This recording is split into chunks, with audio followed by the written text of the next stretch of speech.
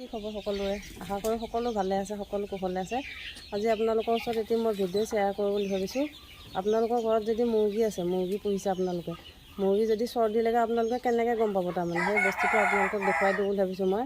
অনুগ্ৰহ কৰি চাব ভিডিঅ'টো। এই চাওকচোন মুৰ্গীটো কেনেকৈ চকুটো ফুলি গৈছে, দেখিছেনে?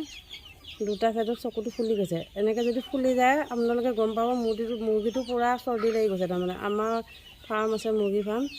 এইটো মুৰ্গী চৰ্দি লাগিছে, চকু ফুলি আছে, দেখিছেনে? এইফালে এইটো চকু ফুলি আছে, পূৰা ফুলি আছে। এনেকৈ ফুলি গ'লে তাৰমানে গম পাব আপোনালোকে চৰ্দি লাগিছে বুলি। ঔষধ দিব, ঔষধ দিলে ভাল হৈ যাব। এই চকুবোৰত মানে অকণমান নিমখ পানী গুলি পেলাই এটুপ চকুত যদি দি দিয়ে সম্পূৰ্ণকৈ ভাল হৈ যায়। মই নিজে প্ৰমাণ পাইছোঁ। এইটোকেইটা মই নিজে ভাল কৰিম, যেতিয়া ভাল হ'ব আপোনালোকক দেখুৱাম মই। বাই। মোৰ ফাৰ্মো আছে, আপোনালোকে চাব পাৰে। এইবিলাক সৰু সৰু আছে, দেখুৱাব পাব আপোনালোকক। এইফালে ডাঙৰ ডাঙৰ আছে, এইবিলাক চব ডাঙৰ মুৰ্গী আছে, দেখিছেনে? মুৰ্গীবোৰৰ বেমাৰ হ'লে কেনেকৈ গম পায়, মানে চৰ্দি লাগিলে কেনেকৈ গম পায়, সেইটো আপোনালোকক আজি দেখুৱাই দিলোঁ।